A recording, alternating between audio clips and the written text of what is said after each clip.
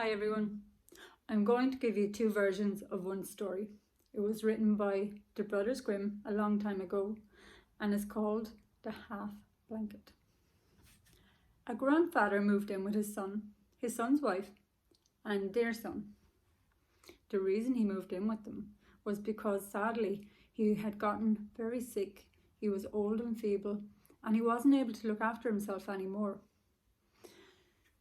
He moved into the house and the wife expected him to do his fair share of the work. But this didn't happen because he was too old to work in the fields and he was too forgetful to help around the house. This really annoyed the wife. She had enough to do. She didn't need another mouth to feed and another person's clothes to clean. She was not a happy lady. One morning at breakfast, the old man knocked over a pitcher of milk. It spilled all over the table onto the floor, and the wife snapped.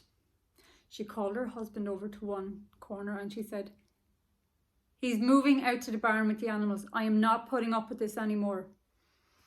Well, her husband didn't want to send his father out to the barn, but he also didn't want to go against his wife, for she was quite mean when she wanted to be. So the father brought his dad out to the barn and he showed him where he would be sleeping. He turned to his son and said, "Go and get the horse blanket to keep your grandfather warm." Now the young boy, he loved his grandfather dearly. They used to sit and tell stories and his grandfather used to tell him the funniest tales. So the young boy fetched the horse blanket and he slowly dragged it into the kitchen. He looked very sad. He went to the drawer and he took out a knife. His dad said, "Son, what are you doing?" Just as the boy went to cut the blanket with the knife, he said, "Dad, I have to cut the blanket in half." "But why?" asked his dad. "Well, half of it is for Grandad, to keep him warm in the long, cold winter nights in the barn. The other half, Dad, is for you when I put you out into the barn in a few years' time when you're old."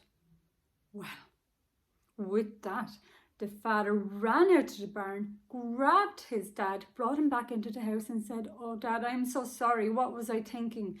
From now on, you will always have a bed in the house and a seat at our table. And it doesn't matter what my wife says. I will respect you from here on in." And that is the story of the half blanket. I thought I might try and put a twist on it, so I'm going to give you another version of it. So this story takes place in the 1970s. A couple who've been trying to have a baby for a couple of years eventually were blessed with a little baby girl. They were so happy that they spoiled this little lady rotten. They gave her everything she wanted. And as she grew up, she fell in love with a young man. Now, because she had been quite spoilt, she was also quite lazy. And she thought to herself, "We could just move in with my mom and dad and not have to worry about buying a house." And that's exactly what they did. After a couple of years, they also had a little girl. And then the five of them were living in the house. And the girl was thinking, this is getting a bit cramped. But sadly, it wasn't cramped for long because her dad passed away. A couple of months later, she thought to herself, "If I put my mum into a nursing home, then we'll have the house to ourselves." And that is exactly what she did. She put her mum into a nursing home without even asking her mum. And she and her husband and her daughter remained in the house for a long, long time. She never even went to visit her mother. One day, the nursing home rang the girl and said, "Can you come in and visit your mother, please? She's very, very ill and we don't think she's going to make it through the night." Well, the girl felt so guilty. She knew she should have gone to see her mother. But she hopped in her car and she drove to the nursing home. When she seen her mother, she got a shock. She was so frail and so old looking. She brought the chair over to her bed and she sat beside her mum and she held her hand and said, "Mum, is there anything I can do for you?"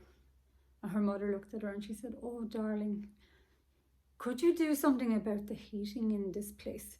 It is so cold it would freeze you right through to the bone. And the food is so horrible here. You can barely swallow it. And I don't like to say anything bad about anyone, but some of the staff here, they're really mean. Could you maybe tell somebody about that? Her daughter looked at her and said, Mum, why have you never told me this? Oh, darling, you've never rang, you've never come to see me. But now, Mum, why tell me now? Well, I know you have a daughter, my grandchild, and in a few years' time, when you're older, and she puts you in a nursing home, I don't want you to be cold, and I don't want you to be hungry, and I don't want people to treat you badly, because I love you. That is my version of the story, and if you want to leave a comment to help me with my storytelling journey, that would be great. Thank you. Bye for now.